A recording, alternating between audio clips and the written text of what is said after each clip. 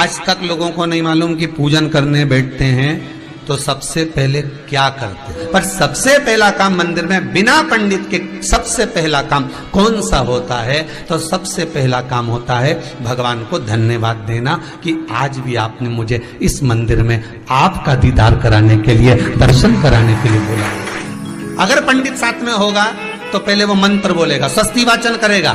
स्वस्ति वाचन करने में उसको अर्थात भगवान के लिए भी प्रसन्नता और आपके लिए भी प्रसन्नता। पर आपके पास कोई ब्राह्मण नहीं, आपको कोई स्तुति नहीं आती, आपको कोई मंत्र नहीं आता, आपको कोई साधना नहीं आती, आपको कोई तप नहीं आता, पर आप इतना तो कर सकते हो कि भगवान के मंदिर में जाकर उनको धन्यवाद दे सकते हो कि तेरी कृपा है जो मुझे चलकर यहां तक बुला लिया, 2 कदम चलाया, यहां तक बुलाया, ये तेरी कृपा है। और बड़ी कृपा करी जो डलिया भर के पूजन का सामान भी लाई, बड़ी कृपा करी जो दूध भरकर भी लाई, बड़ी कृपा करी जो कलश भरकर भी लाई।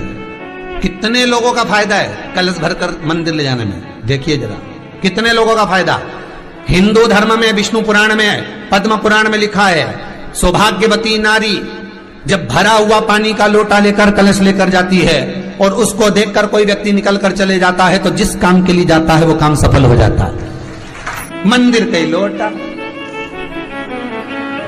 मंदिर का ही पानी, सिर पे पल्लू लेके हर हर महादेव, बस शिव जी के चढ़ा रही और इतने प्रेम से रिझा रही। अब फ्री का पानी था तो एक लोटे में मन भी नहीं माने। अरे करा तो भगवान के सम्मुख में पहुंचकर अगर आप जल का पात्र भी लेकर जा रहे हो, भरा हुआ लेकर जा रहे हो, तो कितनी प्रसन्नता की बात है।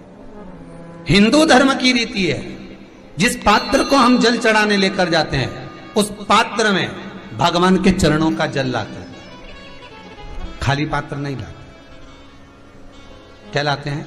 भगवान के चरणों का जल। उस चरणोदक को लेकर आए, घर में रखा, सबने अपने नैनों में लगाया, हृदय में लगाया, चित्तवृत्ति में लगाया। खाली पात्र हम लेकर वापस नहीं आ रहे हैं।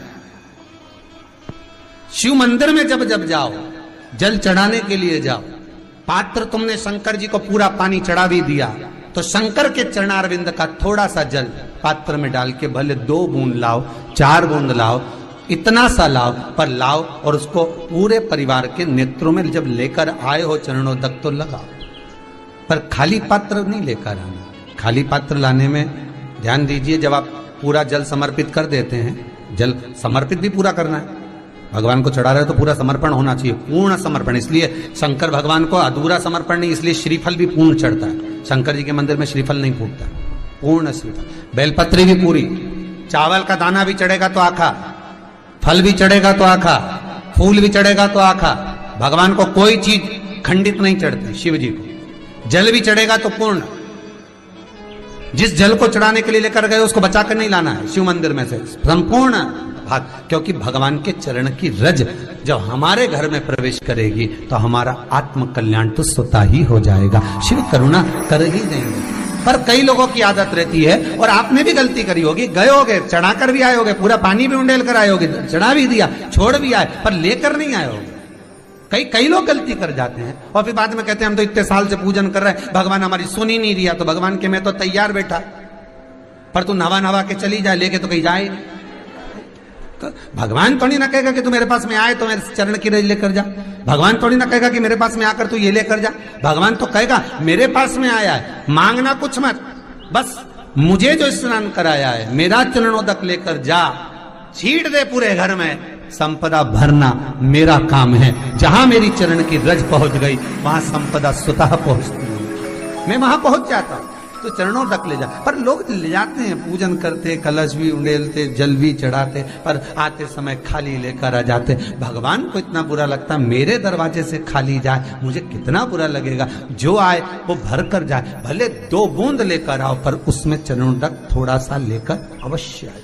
उसी तरह जल चढ़ाने के बाद हम जब लेकर आते हैं पात्र के अंदर, ये उसमें उसकी बरकत है।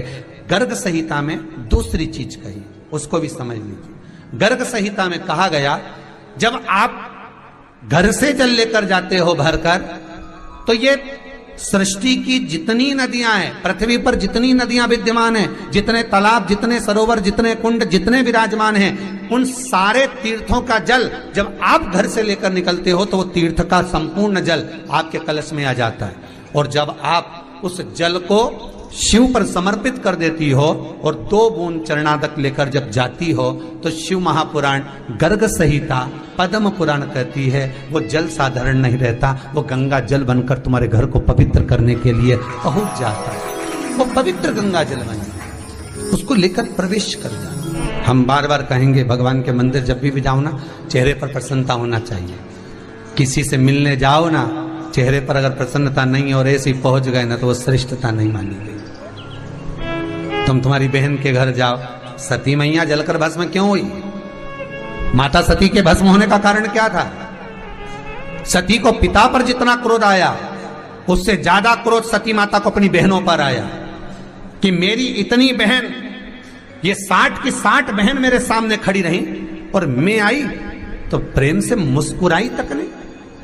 आप किसी के यहाँ जाओ और कोई के यहाँ पहुंचे और जाते से ही आप उस पहुंचे और कहा जी जी राधे राधे, जय श्री कृष्णा, हर हर महादेव, श्री शिवाय नमस्तुभ्यम, ओम नमः शिवाय, आपने बोला और उसके चेहरे पर प्रसन्नता नहीं आया तो ऐसे घर में जाने से कोई फायदा है क्या? और आप किसी के यहाँ जा रहे हो तो आपके चेहरे पर भी प्रसन्नता होना चाहिए, सामने वाले को तो हो, आपके भी चेहरे पर भी। मंदिर में जब जब जाएं, गुरु के दरवाजे पर जब जब जाएं, परमात्मा के चरणार विंद में जब जब जाएं, माता पिता के चरणों में जब जाएं, घर के बुजुर्गों के पास जब जाएं तो तुम्हारे चेहरे पर प्रसन्नता होना चाहिए।